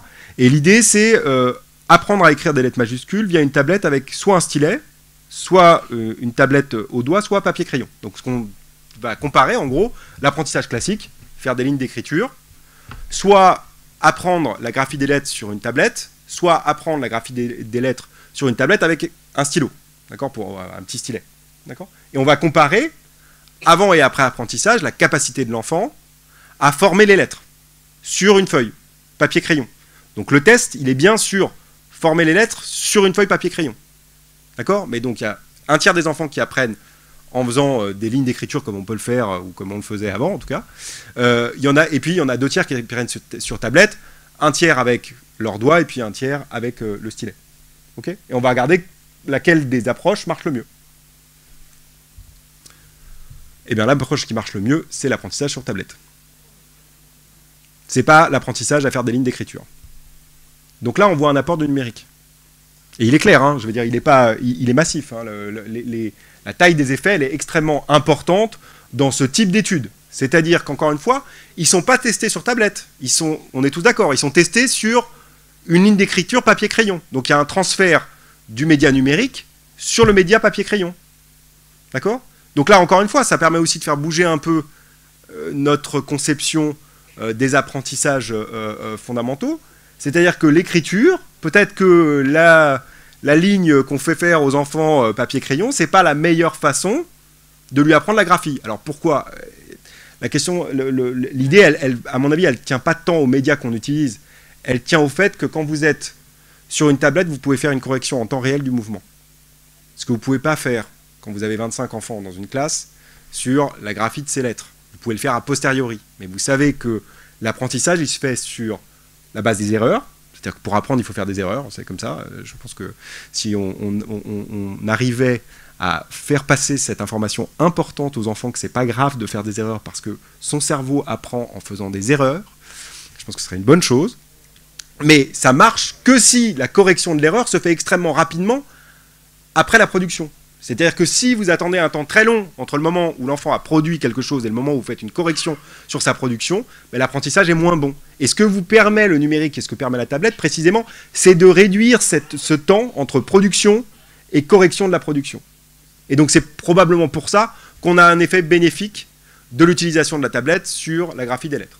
D'accord ? Et il semble que c'est d'autant plus le cas quand les enfants utilisent leurs doigts par rapport à un stylet. Parce que probablement que dans le doigt, il y a une côté proprioception et développement du cortex moteur et de la motricité qui est un peu plus importante. Ça marche là-dessus, c'est assez contre-intuitif. Hein, c'est-à-dire que je pense que si je vous avais posé la question avant, vous m'auriez dit que, a priori, si on les testait sur du papier-crayon, ils devraient être meilleurs s'ils ont appris sur papier-crayon. Ben, c'est pas le cas. D'accord ? Donc, encore une fois, contre-intuitif. Mais voilà comment on peut utiliser intelligemment le numérique pour aider peut-être ceux, pas l'ensemble de la classe, mais en tout cas ceux qui ont des problèmes de graphie. Peut-être qu'une des façons, c'est de pouvoir faire de la différenciation pédagogique en utilisant précisément une tablette. D'accord ? Ok, apprentissage sur tablette et lecture. Je ne vais pas du tout rentrer dans les problématiques des méthodes de lecture. Hein. Vous ne voulez pas savoir mon avis là-dessus. Sauf que je pense que le débat était clos et qu'il n'y avait pas besoin de le réouvrir. Bon, il y a un jeu qui existe qui s'appelle Graphogame. Ce jeu, c'est un jeu sur tablette qui a été développé en Finlande il y a pratiquement maintenant une dizaine d'années. Graphogame, c'est un jeu qui apprend les associations graphophonemiques. Donc vous savez qu'il y a une première étape de l'apprentissage de la lecture qui est quand on ne connaît pas un mot, on est obligé de décomposer ce mot en graphème et en phonème. D'accord ? Notamment parce que quand on regarde le réseau qui s'active pendant la lecture, il y a 2 grandes voies dans la lecture. Il y a la voie qu'on appelle la voie ventrale, donc c'est la voie basse dans le cerveau, qui, une fois que je suis un lecteur expert, on me présente un mot, je reconnais la forme globale de ce mot et j'accède directement à son sens. Ça, c'est la voie directe. Et puis, il y a une voie un peu plus indirecte. Quand j'ai jamais vu un mot de ma vie, comme je suis un lecteur expert, j'ai appris à faire du décodage graphophonémique et je peux décomposer les graphèmes en phonèmes pour accéder au son du mot et donc au sens du mot. Okay, en gros, c'est les deux grandes voies. Et donc, chez l'enfant, il y a la nécessité de faire les deux, mais il y a effectivement la nécessité à un moment d'apprendre les associations graphophonémiques. Donc de savoir quel graphème est associé à quel phonème, quelle lettre est associée à quel son de lettre. Et ce que fait ce petit jeu, c'est d'apprendre les associations graphophonémiques dans un cadre gamifié, avec, on va jouer aussi sur la motivation intrinsèque de l'élève. Donc la question qui s'est posée, c'était de se dire, qu'est-ce que ça apporte finalement d'apprendre les associations graphophonémiques via Graphogame, notamment sur la reconnaissance des lettres. Donc là, ici, on n'est pas au niveau d'un graphème, on est vraiment sur une lettre. D'accord, on est sur la lettre et on essaye de voir quel est l'effet positif ou négatif d'utiliser Graphogame. Il y a 3 temps dans l'étude, parce que quand vous faites ce type d'étude, si vous pensez que Graphogame peut avoir un effet positif sur les compétences en lecture, vous vous assurez que tous les enfants puissent bénéficier de l'exposition à Graphogame. Donc il y a toujours 3 temps dans l'étude. Il y a un groupe contrôle, un groupe expérimental. Le groupe contrôle, il joue à un autre jeu. D'accord ? Et puis, on va regarder les progrès cognitifs du groupe contrôle par rapport au groupe expérimental entre le temps 0 et le temps 1 de l'étude. Et puis au temps 1 de l'étude, on va changer. C'est-à-dire que le groupe contrôle devient le groupe expérimental et le groupe expérimental devient le groupe contrôle. Et puis on regarde au deuxième temps de l'étude si en gros les enfants du groupe contrôle vont rattraper leur retard et devenir aussi bons que le groupe expérimental. D'accord ? Et comme ça, d'un point de vue éthique, tous les enfants ont bénéficié du jeu qui, de façon supposée, aide à l'association des associations graphophonémiques. Bon, ça fonctionne, Graphogame. C'est-à-dire qu'en tout cas, dans une population d'enfants finlandais, et après je dirai ce qui se passe en France, dans une population d'enfants finlandais, il y a effectivement des gains d'apprentissage qui sont plus importants en utilisant Graphogame qu'en utilisant d'autres types de jeux. D'accord ? Donc si on apprend les associations graphophonémiques via Graphogame, on accélère un peu la reconnaissance des lettres. D'accord ? Ça marche ? Alors ça c'est super, ça marchait chez les Finlandais. Mais vous voyez qu'il y a un petit problème, c'est que la langue n'est pas strictement la même en Finlande et en France. Et que notamment il y a une problématique forte qui est associée, c'est que, alors que le finlandais est une langue relativement transparente, ça veut simplement dire que l'association entre le graphème et phonème est relativement régulière en finlandais, elle n'est absolument pas en français. C'est-à-dire que le français est une langue très peu transparente, elle est quand même plus transparente que l'anglais, le pire c'est l'anglais. Hein. Ce qui fait que les enfants en Angleterre ont beaucoup plus de mal justement à apprendre les associations graphophonémiques et ils font beaucoup plus d'erreurs et beaucoup plus longtemps que les enfants français par rapport aux enfants français, mais aussi par rapport aux enfants italiens ou par rapport aux enfants finlandais. Quand on a utilisé, donc il y a 2 ou 3 études qui utilisent aujourd'hui Graphogame en France et qui essayent de valider l'approche Graphogame en France, de voir si effectivement l'utilisation de Graphogame dans les classes permettrait d'améliorer les compétences d'association graphophonémique chez l'enfant. Il y a notamment une étude menée par Johannes Ziegler à Marseille, ça ne fonctionne pas. C'est-à-dire que les gains sont extrêmement limités, voire quasiment nuls. Donc ça fonctionne dans une langue, mais ça ne fonctionne pas forcément dans une autre langue. Donc encore une fois, quand on se pose la question du numérique, il faut se la poser dans le contexte où on teste, je dirais, l'effet positif de cette approche ou de ce jeu numérique. D'accord ? Donc encore une fois, l'approche numérique, oui, ça peut fonctionner, mais ça marche dans certains contextes, pas forcément dans tous les contextes, pas forcément dans toutes les langues. Donc il faut prendre aussi ce temps-là de l'expérimentation et de l'évaluation de l'effet positif ou négatif de ce type d'introduction d'apprentissage sur tablette. Ok, je vais essayer de vous montrer ce que nous, on est en train de faire, en vous expliquant que c'est un projet qui, pour l'instant, on n'a pas encore transféré l'apprentissage sur tablette, mais c'est un projet qui est en cours et dans lequel on est en train, je vais vous montrer l'intervention qu'on utilise, mais cette intervention, on est en train de la transférer sur tablette, justement pour savoir si une intervention dont on a mis en évidence qu'elle pouvait avoir des effets bénéfiques, notamment sur l'apprentissage des mathématiques chez les enfants dyscalculiques, est-ce que ça peut fonctionner quand on le transfère sur tablette ? Et pour l'instant, je n'ai pas forcément la réponse, mais je vais essayer de vous montrer comment on peut aborder ces problématiques-là en recherche, et aussi pour vous expliquer, et c'est le recteur de Paris qui m'a soufflé ce concept-là il y a quelques semaines, on a un problème de conflit de temporalité. C'est-à-dire que vous voulez des réponses tout de suite, et sauf que la science va mettre longtemps à vous apporter des réponses. Mais il faut juste qu'on vive dans ce conflit de temporalité, dans cette ambiguïté qui est latente, parce que effectivement, j'ai pas toutes les réponses. Par contre, je peux vous amener à vous questionner sur les outils que vous utilisez. C'est un peu l'objet de ce qu'on fait aujourd'hui. Ok, donc, ici, c'est une intervention qui a été développée par une de mes collègues qui vient de l'université de Stanford, qu'on a recrutée l'année dernière au laboratoire.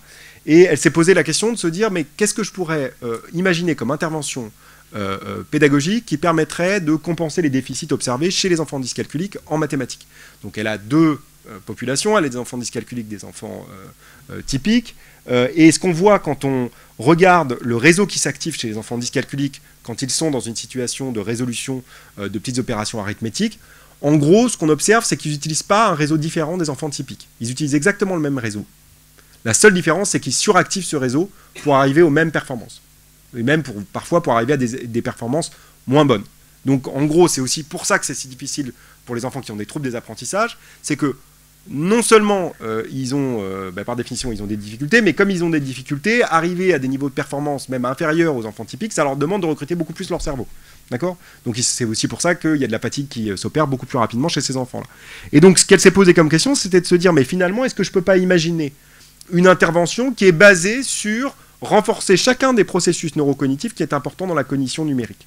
Donc elle ne va pas prendre, disons, l'entrée en se disant je vais renforcer les compétences arithmétiques des enfants. Elle se dit je vais essayer de renforcer toutes les briques de base de la cognition numérique dans le cerveau.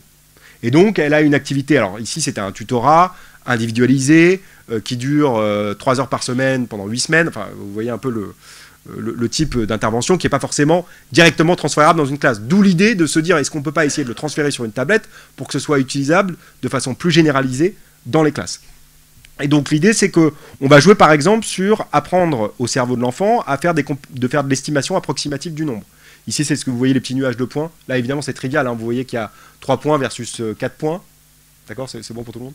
Mais normalement, la tâche, c'est que je flash les nuages de points, et il y en a énormément des nuages de points, et votre cerveau est déjà capable, sans compter, de savoir là où il y a le plus de points dans les nuages. Et donc on va renforcer ce type de processus, on va renforcer les processus arithmétiques dans le cerveau, donc on va demander à l'enfant de résoudre des petites opérations arithmétiques. On va aussi travailler sur la mémorisation des faits arithmétiques, c'est-à-dire que si je vous demande combien font 1 plus 3, a priori, vous avez la réponse tout de suite. Elle est stockée en mémoire à long terme. D'accord ? Bon, on fait exactement la même chose avec les enfants. On leur demande d'apprendre un certain nombre de faits arithmétiques. Et puis, on travaille aussi sur la reconnaissance des symboles et la comparaison de la magnitude des nombres entiers. Donc, ils font ça pendant 8 semaines. Et puis, avant et après apprentissage, ils viennent dans l'IRM. Et on regarde le réseau qui s'active en réaction à la résolution de problèmes arithmétiques. D'accord ? Chez les enfants dyscalculiques et chez les enfants tout venant. Donc ce que vous avez à gauche sur les deux histogrammes de gauche, c'est avant l'apprentissage, à droite c'est après apprentissage. Ce que vous avez en rose ou en saumon, c'est les enfants dyscalculiques, c'est les performances des enfants dyscalculiques, et ce que vous avez en bleu, c'est les performances des enfants tout venant. Donc c'était attendu, avant apprentissage, il y a un différentiel de compétences en mathématiques, mais ce qu'on voit c'est qu'après 8 semaines, on a considérablement diminué la différence entre les performances des enfants dyscalculiques et les performances des enfants tout venant. Donc voilà le type d'intervention qu'on pourrait utiliser, et ça se maintient dans le temps, cette intervention. C'est-à-dire que ce n'est pas uniquement juste après l'apprentissage, si on regarde quelques mois après l'apprentissage, ce gain, il se maintient dans le temps. Ce qui est intéressant, c'est qu'il ne faut pas mésinterpréter l'image que je vous montre du cerveau là. Le fait qu'il n'y ait plus d'activation, ça ne veut pas dire qu'ils n'utilisent plus leur cerveau. Hein. Ça veut juste dire que cette augmentation des capacités mathématiques chez les enfants dyscalculiques, elle se traduit au niveau cérébral par une normalisation du réseau qui est impliqué dans la résolution des problèmes arithmétiques. C'est-à-dire qu'avant, après apprentissage, les enfants dyscalculiques ont normalisé le réseau qu'ils utilisent pour résoudre des problèmes arithmétiques. Donc on voit comment on peut non seulement améliorer au niveau comportemental les performances des enfants dyscalculiques, mais on arrive aussi à normaliser d'une certaine manière leur réseau, où je dirais que le corrélaire, c'est une plasticité qui s'opère au niveau cérébral qui permet de normaliser le réseau qui est impliqué dans la résolution des petites opérations arithmétiques d'addition et de soustraction. Ça ne veut pas dire qu'ils ont réglé, qu'ils sont toujours dyscalculiques. Hein. Vous savez qu'avec les troubles des apprentissages, on fait de la remédiation. D'accord ? C'est-à-dire qu'on ne va pas transformer, leur cerveau continuera à fonctionner un peu différemment. Il faut apprendre à son cerveau, d'une certaine manière, à renforcer un certain nombre de processus pour qu'il puisse, au cas par cas, essayer de remédier. De la même manière, si vous êtes dyslexique, vous êtes dyslexique toute votre vie.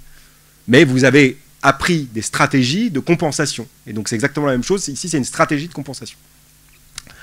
Donc on est en train d'utiliser exactement la même intervention, mais cette fois-ci plus chez des enfants dyscalculiques, Et cette intervention, maintenant, elle a été implémentée sur tablette, mais c'est des enfants qui viennent de niveaux socio-économiques défavorisés. Donc vous savez que pendant longtemps, il y a une espèce de mythe de dire que les neurosciences cognitives c'était réductionniste parce qu'on ne tenait pas compte de l'environnement et du contexte dans lequel se développait l'enfant. C'est plus du tout le cas. C'est-à-dire que maintenant, les neurosciences cognitives et la psychologie de développement notamment tiennent évidemment en compte du contexte dans lequel se développe l'enfant. C'est-à-dire que, évidemment, le contexte dans lequel vous vous développez va avoir un effet sur votre maturation cérébrale.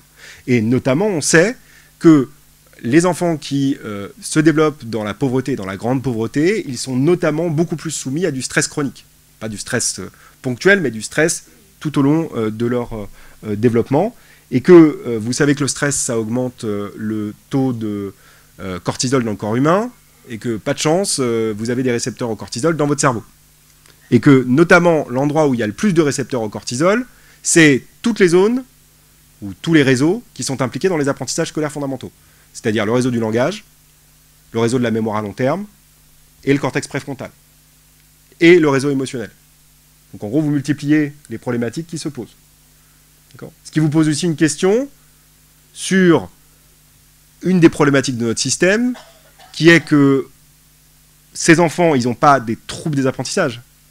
Ils ont une maturation qui est un peu différée dans le temps d'un certain nombre des structures qui sont importantes pour les apprentissages. Mais ce n'est pas des enfants qui sont dyscalculiques ou dyslexiques. Donc c'est des enfants chez qui il faut penser une pédagogie différenciée, qui ne soit pas forcément exactement la même que chez les enfants dyscalculiques ou dyslexiques. Mais l'idée, c'est déjà de voir, est-ce que si on prend des pédagogies qui sont tirées du type de remédiation qu'on utilise chez les dyscalculiques et chez les dyslexiques, est-ce que ça pourrait être bénéfique ou pas pour eux? D'accord, c'est une des entrées. C'est-à-dire que la problématique du niveau socio-économique sur les apprentissages scolaires, elle ne se pose pas uniquement dans une approche systémique, sociologique, de identification des enfants qui vivent dans ce type de milieu, mais c'est aussi une réponse pédagogique. C'est-à-dire quelle pédagogie on propose pour ces enfants-là. Ça, c'est une approche qu'on n'a pas forcément suffisamment développée, et qui va falloir commencer à développer, parce que vous savez qu'on a un problème en France, c'est que, indépendamment de notre classement dans PISA, on s'en fout d'être à la 26e ou à la 27e place, bon, c'est pas terrible, mais enfin, je dirais qu'on s'en fout.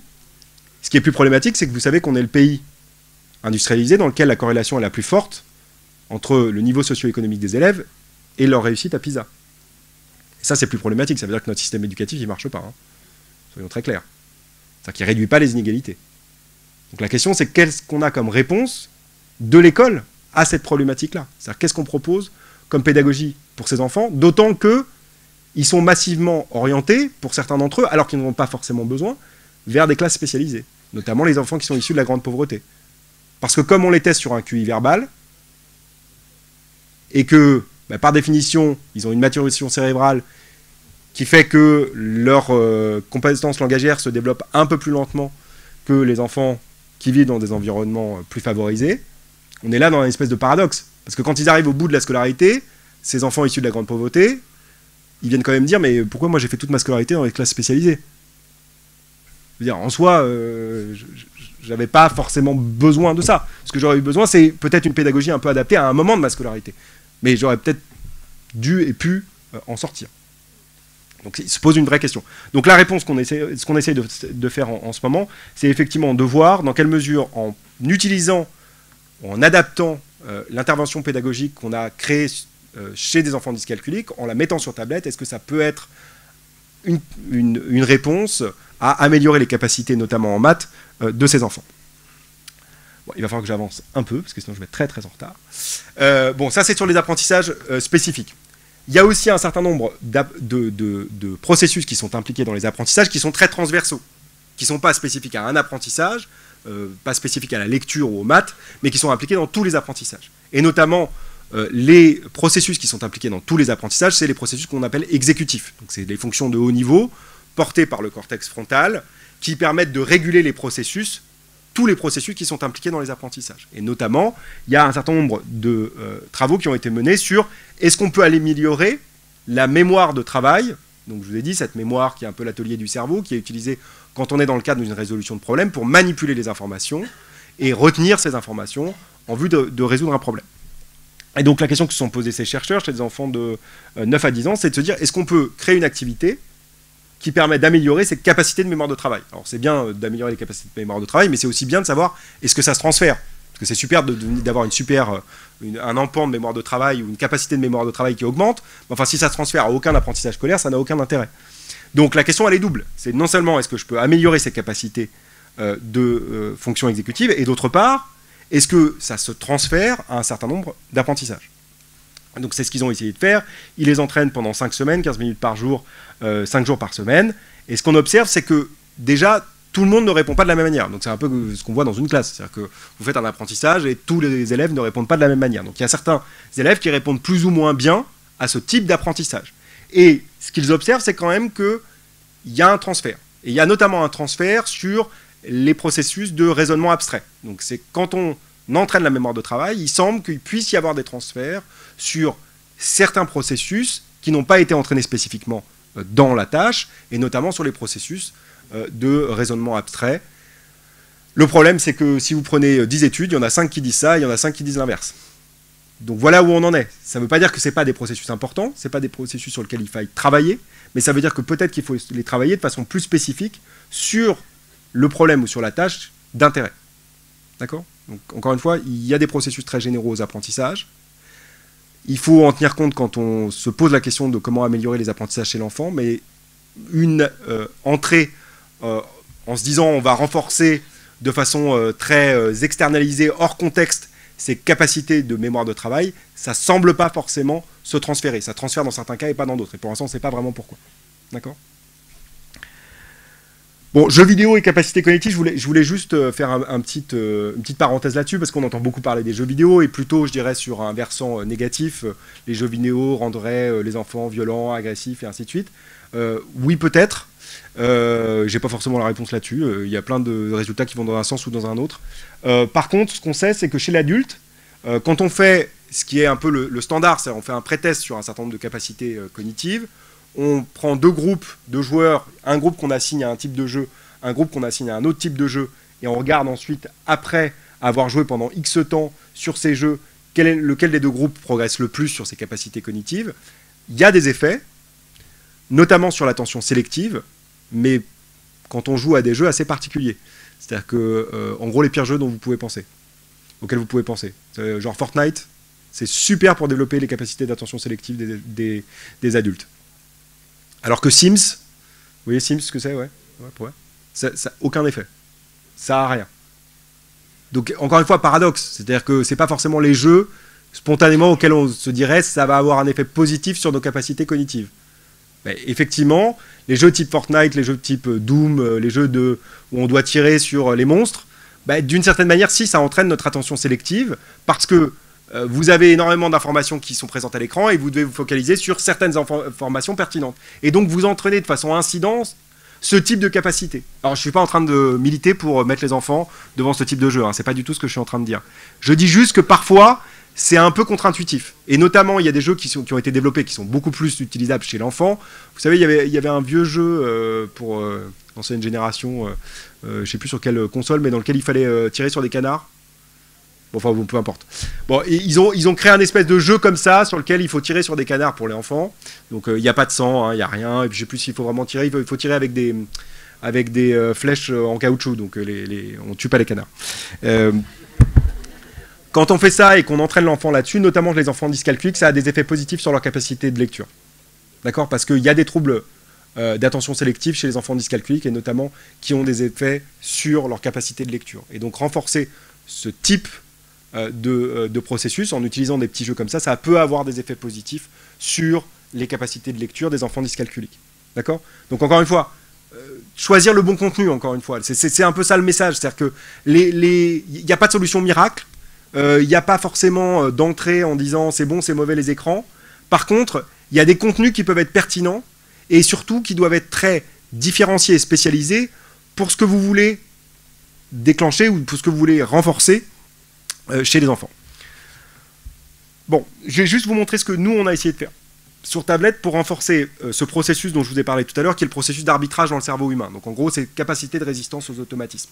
Et donc, on a essayé de développer 2 types d'interventions, une intervention en numérique et une intervention en présentiel. Et je vais essayer juste de vous montrer est-ce que ça marche pas et sur quoi ça marche. D'accord ? Puisque je vous ai montré sur la mémoire de travail. Maintenant, je vais vous montrer sur un autre processus exécutif qui s'appelle le processus de résistance aux automatismes. Alors, pourquoi c'est intéressant de regarder le processus de résistance aux automatismes?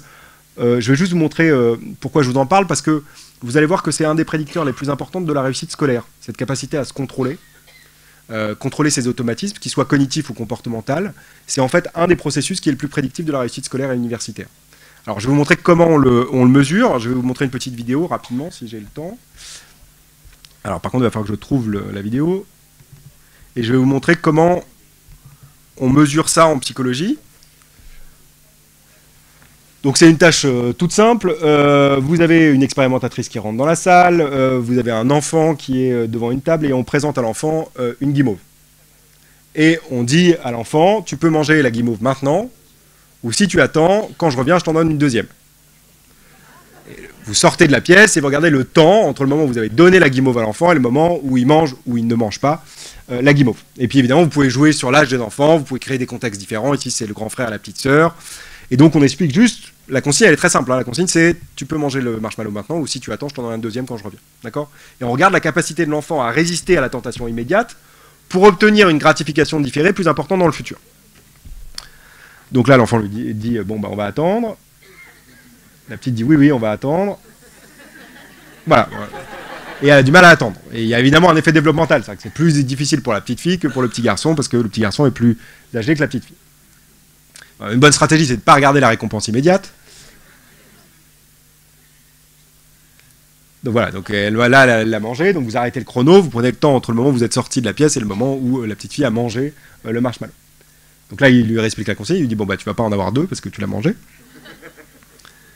Et il lui dit mais si tu attends, tu vas en avoir un deuxième quand elle revient. Et là il lui dit bah là c'est fini parce que tu l'as mangé. Il dit bah moi j'ai rien mangé donc je vais en avoir deux. Donc il lui suggère de ne pas lui montrer. Peut-être que comme ça elle en aura une deuxième.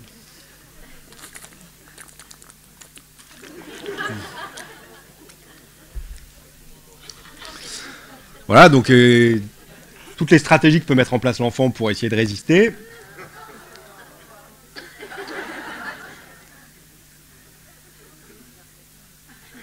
Ouais, donc là, il essaye activement de penser à autre chose. Alors, au maximum, ça dure 15 minutes. Hein. Non, 10 minutes, pardon. 10 minutes chez l'enfant. Généralement, ils en ont tous deux à la fin. Hein. Donc c'est d'autant plus difficile pour lui parce que là il voit sa sœur manger le marshmallow. Hein, donc là il en a mangé un petit morceau, on voit pas là. Mais... il y a un petit morceau qui a disparu. Voilà, donc là on a arrêté le chrono, on a pris le temps entre le moment où l'expérimentatrice est sortie de la salle et le moment où l'enfant mange le marshmallow.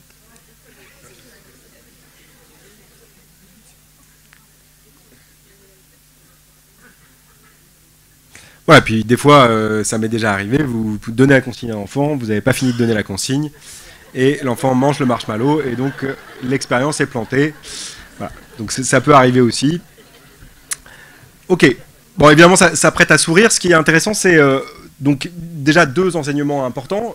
C'est une recherche qui a été menée pour la première fois dans les années 60, et qui montrait que contrairement à ce qu'on pouvait penser, l'enfant est capable de se contrôler. Et que dès 4 ans, en fait, vous avez quand même 2 tiers des enfants qui attendent avant de manger le marshmallow. Alors vous n'en avez qu'un tiers qui va au bout des 10 minutes, hein, mais vous en avez quand même 2 tiers qui attendent. Ce qui est intéressant aussi, c'est qu'il y a évidemment un effet développemental. C'est-à-dire qu'à 11 ans, il y a plus d'enfants qui sont capables d'attendre qu'à 4 ans. Dans le même temps, il y a une autre étude qui a commencé dans les années 70, dans laquelle ils ont suivi le même groupe d'enfants de 4 ans jusqu'à 30 ans. Et donc c'est le même groupe d'enfants, chez qui d'à peu près 1000 personnes, enfin 2000 enfants, qu'on a suivis entre 3 et 32 ans. Et on a mesuré un certain nombre de variables ou un certain nombre de caractéristiques de ce groupe d'enfants. Donc par exemple, on a mesuré entre 4 et 11 ans leur capacité de contrôle de soi, on a mesuré leur quotient intellectuel et on a mesuré le niveau socio-économique dans lequel ils grandissaient. Puis comme c'était les mêmes enfants, on a pu les suivre à l'adolescence, se dire quels sont ceux dont la réussite scolaire est bonne ou mauvaise, quels sont ceux qui sont sortis du système scolaire, quels sont ceux qui ont commencé à fumer ou qui sont impliqués dans des conduites à risque, et ainsi de suite. Et puis, on a suivi ces mêmes enfants une fois qu'ils étaient devenus adultes et on a pu regarder par exemple ceux qui étaient allés à l'université, quels étaient leur niveau de rémunération, leur santé physique, leur santé mentale et leur bien-être. Mais comme on a suivi les mêmes enfants au cours du temps, on peut se dire mais qu'est-ce qui explique les différences interindividuelles observées chez l'adulte, qu'on peut lier ou relier aux différences interindividuelles observées chez l'enfant sur ces 3 facteurs. Soit le niveau socio-économique, soit le quotient intellectuel, soit sur les capacités de contrôle de soi. Encore une fois, on ne prédit pas la trajectoire d'un individu. C'est pas si vous mangez le marshmallow, c'est foutu pour vous, vous n'allez pas y arriver dans la vie. D'accord? C'est les différences interindividuelles qu'on essaye d'expliquer. D'accord? Bon. Évidemment, ce qui explique le plus de choses, soyons très clairs entre nous, c'est le niveau socio-économique. Hein. Pas de souci là-dessus. Néanmoins, si vous contrôlez pour les différences interindividuelles observées et qui sont dues au niveau socio-économique, la variable qui est la plus prédictive de la réussite scolaire, universitaire, de la santé physique, de la santé mentale, du bien-être, c'est pas le quotient intellectuel, c'est les capacités de contrôle de soi. Et donc c'est important. Ça veut dire que peut-être qu'il faut qu'on s'interroge collectivement sur quelles sont les compétences qu'il faut renforcer à l'école chez l'enfant pour qu'il réussisse. C'est pas forcément celles qui spontanément on essaye de renforcer. D'autant que vous êtes pas non plus sans savoir qu'il y a une révolution qui est en train de s'opérer au niveau de l'intelligence artificielle et qu'il y a 80% des métiers qu'on connaît actuellement qui auront disparu au moment où les enfants vont rentrer dans le monde du travail. Donc peut-être qu'il faut qu'on se pose collectivement la question de qu'est-ce qu'on renforce comme compétence chez l'enfant et quel est le socle des compétences qu'il faut renforcer. Les capacités de contrôle de soi, capacités de contrôle émotionnel. Vous avez tous entendu parler des compétences socio-émotionnelles. Bon, ça va être ça, hein, les compétences clés pour le 21e siècle, pour la réussite. Parce que si on se met sur... si on essaye de se mettre sur la compétition avec l'intelligence artificielle, on a perdu, hein, soyons très clairs. Hein, je veux dire, l'intelligence artificielle, elle va plus vite, elle a accès à plus d'informations, donc c'est pas là où il faut qu'on soit bon. Là où il faut qu'on soit bon, c'est sur ces capacités qui nous rendent humains, d'une certaine manière. Donc sur ces capacités socio-émotionnelles, sur ces capacités de pensée critique, sur ces pensées de raisonnement abstrait. C'est là où il faut qu'on essaye de penser collectivement à ce qu'on pourrait renforcer d'une certaine manière chez l'enfant et l'adolescent, et de le renforcer indépendamment et dans tous les apprentissages scolaires. Bon, ceci étant dit, je vais juste vous montrer 2 petites choses pour vous montrer que ces capacités de résistance au contrôle de soi, ça s'applique aussi au contrôle cognitif. Donc je vais vous faire travailler un peu. Si je vous dis qu'un magazine et un stylo coûtent 11 €, le magazine coûte 10 € de plus que le stylo, combien coûte le stylo, vous me dites? 1 €. Ouais, c'est facile. Ouais, mais c'est pas la bonne réponse. Non, la bonne réponse c'est 50 centimes. Alors je pars de l'erreur, on fera comme avec les élèves. Hein. Si le stylo il coûte 1 €, que le magazine il coûte 10 € de plus, il coûte 11 €, 11 € plus 1 €, ça fait 12 €. Donc ça fonctionne pas. Ça marche avec 50 centimes, je vous laisserai faire la petite opération tout à l'heure. C'est juste pour vous montrer que même si on est arrivé au stade des opérations formelles selon Piaget, on est encore capable de se tromper. Même dans une configuration d'un problème qui d'apparence est relativement simple. En fait, c'est assez compliqué de résoudre ce type de problème. Mais ça veut dire qu'on est obligé d'exercer ici un espèce de contrôle cognitif. C'est-à-dire qu'en fait, l'enjeu ici, c'est de contrôler un automatisme qu'on a construit, fortement ancré chez nous, qui est dès qu'on entend plus que, on fait une soustraction, dès qu'on entend moins que, on fait une addition. Parce que ça marche généralement dans toutes les autres situations. Ça marche juste pas dans cette situation-là. J'ai créé la situation de telle manière à vous amener à vous tromper. Vous inquiétez pas, on se trompe tous. Hein, je me trompe aussi sur cette question-là. Si je vous dis qu'une banane et un ananas coûtent 2,90 €, l'ananas coûte 2 €, combien coûte la banane, vous me dites? Il n'y a pas de piège. Hein. 90 centimes, la bonne réponse. Bon, on voit aussi qu'effectivement, si je vous ai mis dans un problème piège, ça devient difficile d'utiliser l'automatisme juste après. D'accord? Donc ça veut dire aussi que quand on pense l'évaluation des élèves, si j'ai posé un problème piège, parfois il va avoir du mal à mobiliser la compétence dans un problème non piège, simplement parce qu'on l'a mis d'abord dans un problème piège. Vous vous dites, mais ça c'est encore un peu loin d'une situation scolaire. Je vous dis, il n'y a pas de problème, j'ai ça en stock. Pierre a 20 billes, il en a 5 de plus que Paul. Combien de billes a Paul? Ça fait partie du socle de connaissances à acquérir au cycle 2 ou au cycle 3, je ne sais plus. Et typiquement ici, l'enfant vous répond, lui, bon, c'est évident pour vous, hein, c'est 15, on est d'accord? Ouais. L'élève, il va vous répondre 25 dans un premier temps. Parce que lui, son automatisme, c'est j'ai entendu plus jusqu'à maintenant et je l'ai associé à l'addition, le moins à la soustraction, et c'est la première fois où j'entends plus et qu'il faut que je l'associe à la soustraction. Donc c'est difficile. Et d'ailleurs, on voit bien que son problème, c'est pas tant un problème de compétence en tant que tel, parce que si vous changez l'énoncé du problème, si vous dites Marie a 10 billes, Julie en a 10 de plus que Marie, combien de billes a Julie? À ce moment-là, il trouve la bonne réponse. D'accord? Donc, c'est pas un problème de raisonnement, il n'a pas de difficulté de raisonnement. Donc, ça veut dire que la pédagogie qu'on va utiliser là, c'est pas forcément la pédagogie qu'on utilisera pour corriger l'erreur dans le deuxième cas. Il faut peut-être penser à un autre type de pédagogie. D'accord? Basé justement sur une approche plus métacognitive. Faire prendre conscience de ce qui interfère avec le raisonnement logique dans cette condition-là. Bon, moi, ce qui m'intéresse particulièrement, c'est que, vous voyez le premier problème, Pierre a 20 billes, il en a 5 de plus que Paul, combien de billes a Paul? C'est là où vous avez construit votre automatisme, plus que je fais une soustraction et moins que je fais une addition. Donc le développement, c'est toujours ça. C'est-à-dire qu'à un moment donné du développement, vous utilisez effectivement une stratégie, une règle logique pour résoudre ce type de problème. Vous vous dites, bon, alors lequel des deux a le plus de billes? Pierre ou Paul? Ok, donc c'est Pierre, donc c'est une soustraction qu'il faut que j'utilise. Ça, c'est les élèves au début de l'apprentissage. Et puis à un moment, ils se disent, mais ça, c'est super coûteux. Est-ce que j'ai pas, d'une certaine manière, un petit raccourci qui me permet de trouver la bonne réponse beaucoup plus rapidement et qui utilise beaucoup moins de mes ressources cognitives? Bah, le raccourci, c'est plus que je fais une soustraction, moins que je fais une addition. Super. Sauf que ça vous fait vous tromper un peu plus tard dans le développement. Donc c'est pour ça que le développement, c'est typiquement un développement dynamique et non linéaire. Il y a des erreurs, elles ne sont pas forcément âge dépendantes, elles sont contexte dépendantes. D'accord? Bon, j'ai évidemment absolument pas le temps de vous montrer tout ça, mais l'idée c'est qu'il y a deux types de stratégies là. Comme vous savez que ce qui est déficitaire ici, c'est justement ce contrôle des stratégies qui rentrent en compétition dans le cerveau, vous avez deux types d'approches. Une approche qui est très ciblée, on va dire dans chacun des apprentissages scolaires fondamentaux dans lesquels on a identifié qu'il y a une difficulté à contrôler un automatisme, on va utiliser une approche, une intervention pédagogique spécifique, ou alors vous avez une autre type d'approche qui est de se dire, je vais essayer de renforcer en tant que tel ces capacités de contrôle cognitif. D'accord? Et donc nous, c'est ce qu'on a essayé de faire au laboratoire, on a essayé d'évaluer les deux types de stratégies. Donc déjà, dans un premier temps, on a travaillé donc en interaction avec les équipes pédagogiques depuis une quinzaine d'années, notamment sur les académies de Caen, Paris, Créteil et Versailles, dans lequel on a identifié un certain nombre d'erreurs qui sont dues à un déficit de contrôle cognitif, un déficit de contrôle des automatismes. Donc on a travaillé par exemple sur les problèmes arithmétiques à contenu verbaux. On a montré par exemple ici que l'erreur de l'enfant, elle vient de sa difficulté à associer le plus à l'addition et le moins à la soustraction. Donc on a aussi montré que quand on compare des fractions du type 7 quarts et 7 cinquièmes, la difficulté de l'enfant vient du fait qu'il compare directement les composants de la fraction, ce qui fait qu'il se trompe. Il considère que 7 cinquièmes est plus grand que 7 quarts, parce que ça marche très bien quand les fractions ont des dénominateurs communs, mais ça ne marche pas quand les fractions ont des numérateurs communs. On a aussi montré ça sur les nombres rationnels, on a montré ça sur les erreurs d'inversion en miroir, le B et le D. Ici, ce qu'il faut contrôler, c'est une heuristique très visuelle. C'est-à-dire, en gros, dans votre cerveau, vos zones visuelles, elles répondent exactement de la même manière à la présentation de cette bouteille quand elle est présentée comme ça et comme ça. C'est bien, hein, c'est adaptatif pour reconnaître une bouteille. Bon, ça paraît trivial avec une bouteille, mais imaginez que ce soit un tigre qui rentre dans mon champ visuel. Si ça me prend une seconde de plus à reconnaître que c'est un tigre quand il vient de la droite ou quand il vient de la gauche, il m'a mangé le tigre. Donc, en gros, on généralise en miroir dans notre système visuel. Ouais, sauf que ça ne marche pas pour les lettres en miroir. Donc, ce qu'on a montré, c'est que ici aussi, il fallait contrôler un automatisme.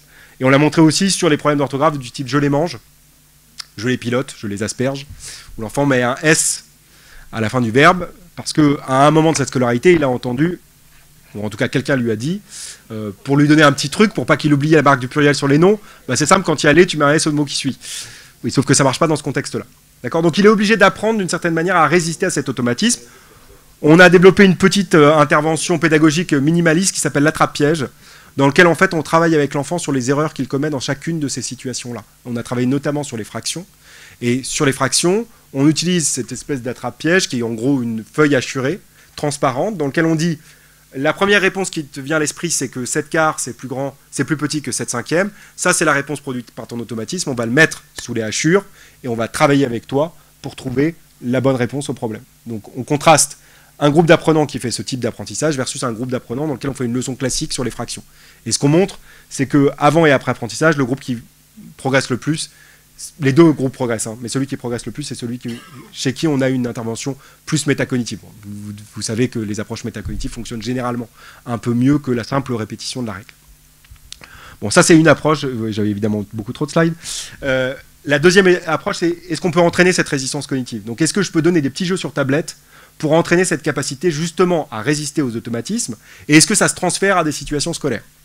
D'accord? Donc on avait On a suivi 150 enfants et 90 adolescents. On leur a demandé de venir au laboratoire avant et apprentissage sur tablette. On a regardé la façon dont fonctionnait leur cerveau. On a regardé l'activité spontanée du cerveau. On a regardé la connectivité au repos du cerveau. Et on a regardé si elle changeait avant et après apprentissage sur tablette à des petits jeux de résistance aux automatismes. Okay, donc on a plusieurs groupes, on a des groupes aussi qui sont entraînés à la pleine conscience. Vous savez que la pleine conscience vient d'être instaurée dans le système scolaire, notamment en Angleterre, pour améliorer les capacités de concentration des élèves. Donc on a aussi un groupe d'entraînement à la pleine conscience sur tablette. Avant-après apprentissage, ils viennent faire toute une batterie aussi cognitive au laboratoire. Bon, voilà un des petits enfants qui a joué avec nous. Donc on a fait passer 150 comme ça dans l'IRM, ce qui est une gageure parce qu'il faut qu'il reste 1h30 sans bouger dans l'IRM. Oui, je sais, ouais, on est des tortionnaires. Non, mais on les entraîne en amont, ils font plein de pauses, on les traite bien. Hein, et puis on leur fait un cours sur leur cerveau. Voilà, dites en... Je vais essayer d'avancer un peu, je commence à être en retard.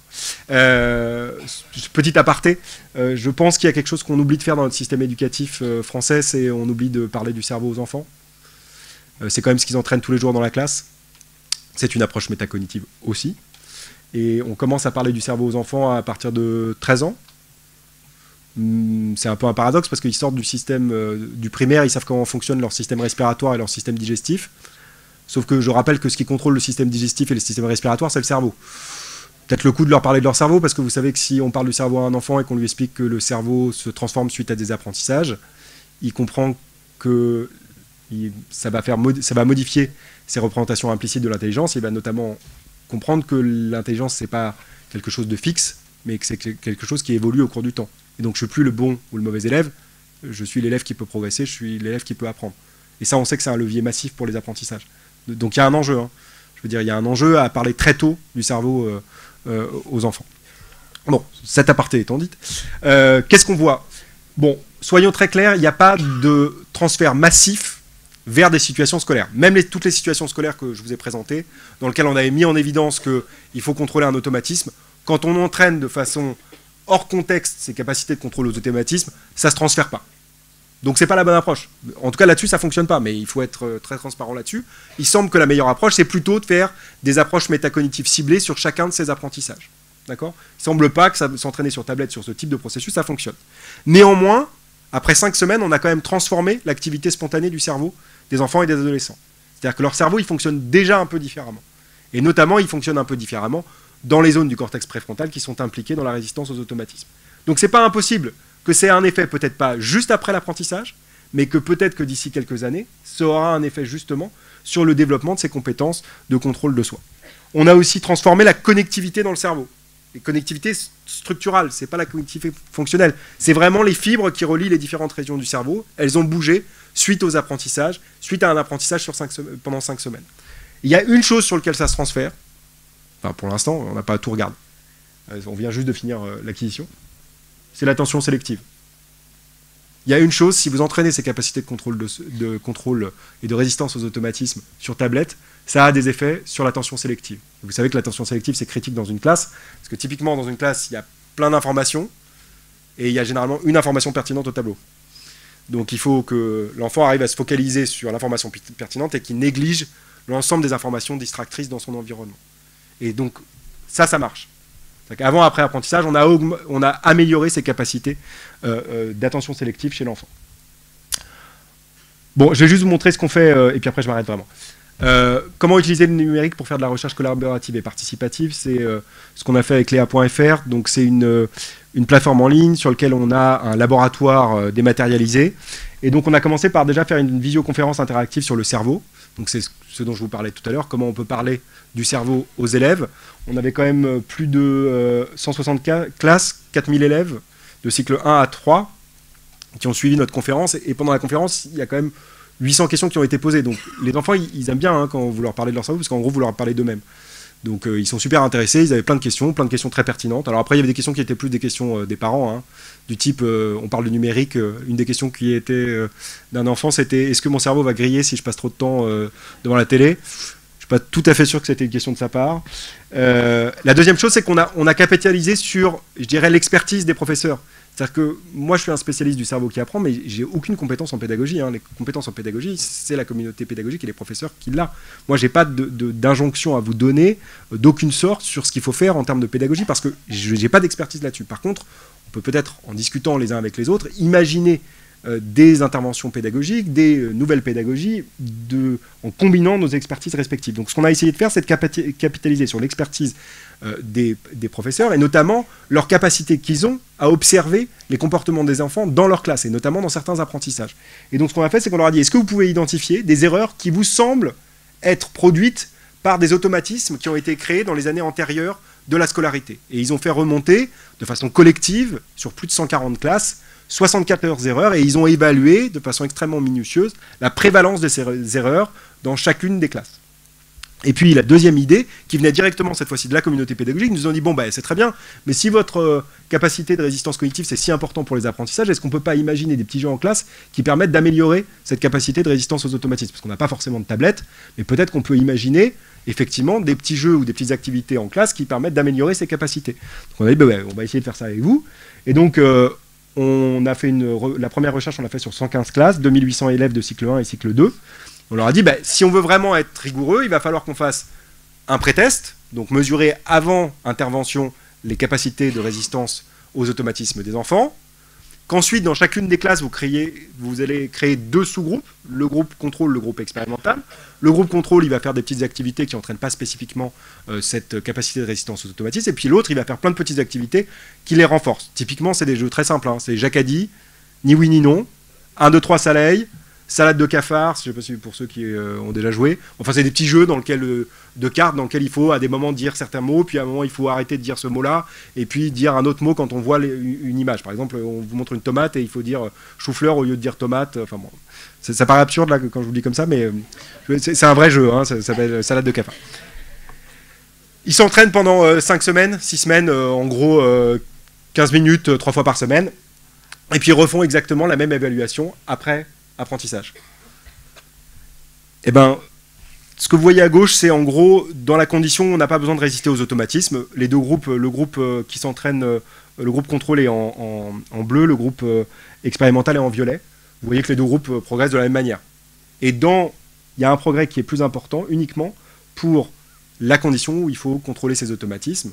Et on voit que le groupe qui s'est entraîné pendant 5 semaines progresse un peu plus que le groupe contrôle. Et ce qui est intéressant ici, c'est que ce n'est pas moi qui ai mené la recherche, c'est les professeurs eux-mêmes qui sont devenus des expérimentateurs dans leur classe, c'est eux qui ont mené la recherche de A à Z, ils ont compris pourquoi il fallait créer un groupe contrôle et un groupe expérimental dans une classe pour contrôler l'effet maître, et on a fait toute cette pédagogie autour de l'évaluation, plutôt que de leur dire, voilà les évaluations à faire, merci de remonter les données. Je ne dirai rien d'autre. Voilà. Merci beaucoup. Et vous dire que voilà, c'est un collectif humain qui, je suis jamais que le porte-parole de ce collectif humain. Voilà, merci.